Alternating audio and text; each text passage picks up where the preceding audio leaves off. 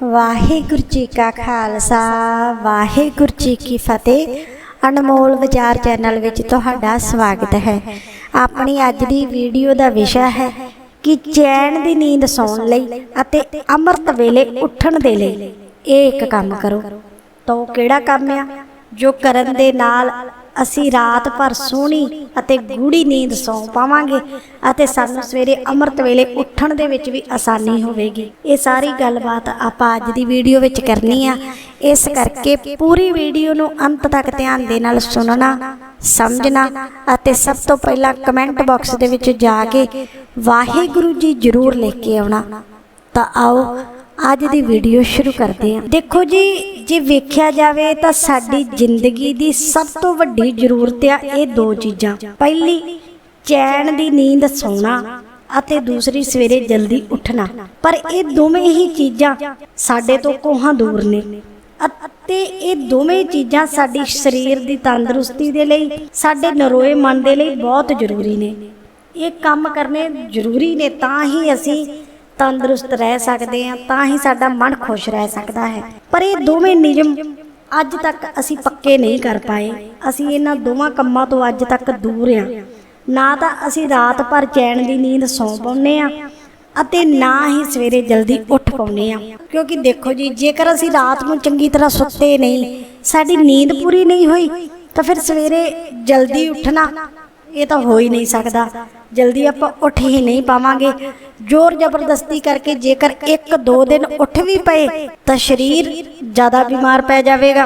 इस करके ना ये दोवें कामां दा होना जरूरी है। ये साडे नियम पक्के होने चाहिए कि रात में किस तरीके दे नाल सोना है, जिस करके साडी नींद पूरी हो जाए, सोहनी गूढ़ी नींद आवे अते नींद पूरी करके असी सवेरे अमृत वेले उठ पाइए अते उठिया होया मन साडा खुश होवे।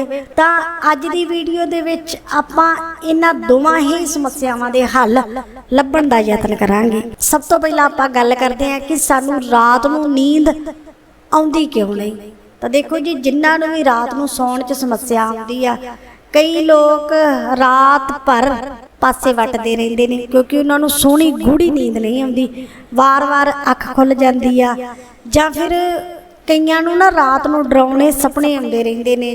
कारण चाहे कोई भी होवे, वो रात भर सौ ही नहीं पाउंदे, सारी रात पासे वटदे रहिंदे आ। उन्हां दी खुद दी नींद तां खराब हुंदी आ, पर उन्हां दे कोल पिया इंसान भी चैन दी नींद नहीं सौ सकदा। क्योंकि जदों एक जना हिल जुल कर रहा है, एक जना पासे वट रहा है, तो दूसरे नूं भी समस्या आउंदी आ। तां पहली गल तां इह है कि जिन्हां नूं रात भर चैन दी नींद नहीं आउंदी, उन्हां दे पिछे दो तीन कारण हो सकदे आ।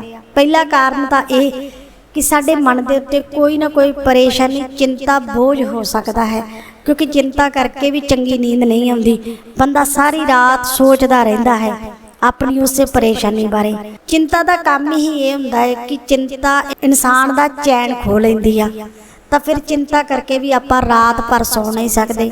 दूसरा कारण साडी सेहत की तंदुरुस्ती हो सकती है। साडे शरीर में कोई रोग, कोई बीमारी हो सकती है, जिस कारण करके असी उस दर्द दे करके रात भर नहीं सौ सकते।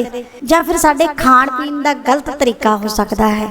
क्योंकि कई बार कई लोग रात नूं ना तलिया होया भोजन छक के सौंदे आ, तेज मसालेदार भोजन छक के सौंदे आ अते बेलोड़ा छक के सौंदे आ, भाव कि अपनी भुख नालों ज़्यादा। पर रात नूं सौण तो पहला सानू हमेशा ही सादा भोजन छकना चाहिए है अते भुख रख के छकना चाहिए है। भुख रख के छकन तो भाव कि जिन्नी क भुख होवे उहदे तो भी घट छकना। जे 4 प्रशादियां दी भुख है तो 3 छको, जे 3 दी भुख है तो 2 छको। इस तरीके दे नाल जदों आपां सादा भोजन खावांगे, थोड़ा भोजन खावांगे, तो सानू पचाउण दे विच आसानी होवेगी अते असी रात नूं चंगी नींद सौ सकांगे। क्योंकि जिन्नी देर तक साडा भोजन पचदा नहीं, उन्नी देर तक असी सौ नहीं सकदे। तो पहला तो आपां इन्हां गल्लां वल ध्यान देना है कि जेकर साडे मन की कोई भी चिंता है, परेशानी आ, तो कोशिश करो कि उन्हों किसी दे नाल साझा कर लिया जाए, जिस दे उत्ते तुहानूं पूरा भरोसा होवे कि तुसीं उस दे नाल अपना दुख साझा कर सकते हो। अपने माँ बाप नाल, अपने भैन भरा दे नाल। जे कोई होर जिंदगी दे विच दोस्त मित्र है तो उन्हों अपना दुख दसो। पर सब तो बेस्ट आ माँ बाप। क्योंकि माँ बाप तो वड्डा दोस्त कोई हो नहीं सकता। जेकर तुसी अपना दुख किसी दे नाल भी साझा नहीं कर सकते तो उस वाहिगुरु अकाल पुरख जी दे अगे सारी परेशानी रख दो, सारा दुख रख दो।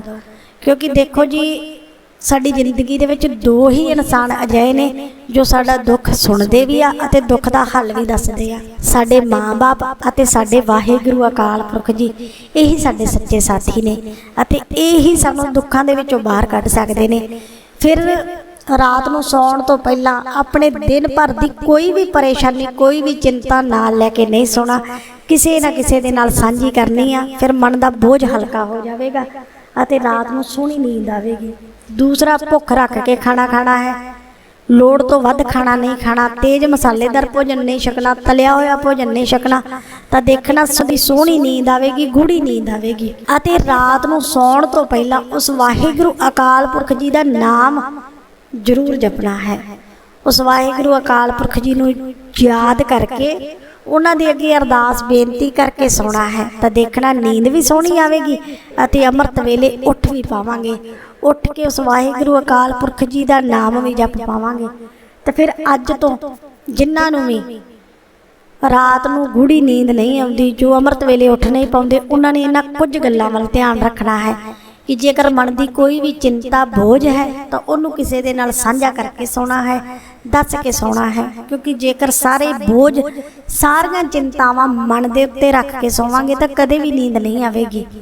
अपना दुख अपने माँ बाप, अपने वाहिगुरु अकाल पुरख जी दे नाल साझा कर लेना चाहिए है, मन हल्का हो जाएगा। दूसरा, भुख रख के खाना, सादा भोजन छकना अते सौण तो पहला उस वाहिगुरु अकाल पुरख जी का नाम जरूर जपना है। वैसे तो 7 बाणियां का नितनेम साडे सब दे लई जरूरी आ। 5 बाणियां सवेरे अमृत वेले, शाम नूं रहरास साहब ते रात नूं सौण तो तुरंत पहला कीर्तन सोहेला साहब जी का पाठ।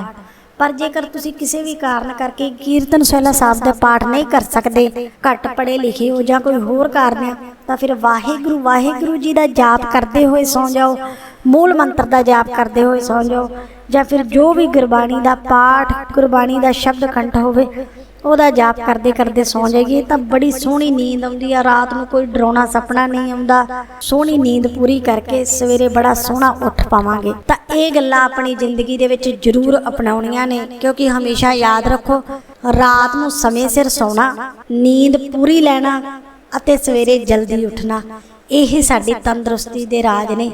जेकर जिंदगी विच तंदुरुस्त रहना है, खुश रहना है, तो फिर नींद भी पूरी करनी पैनी आ अते सवेरे समय सिर उठना भी पैना है, तां ही साडा शरीर तंदुरुस्त रहिंदा है। जेकर ज़्यादा सोवांगे, ज़्यादा देर तक सोवांगे तां भी बीमार रवांगे, जेकर घट सोवांगे तां भी शरीर बीमार रहेगा। तो फिर नींद का पूरा होना भी जरूरी आ अते सवेरे जल्दी उठना भी जरूरी आ। अते ये दोवें काम तां होणगे जे असीं इन्हां कुछ गल्लां वल ध्यान देवांगे।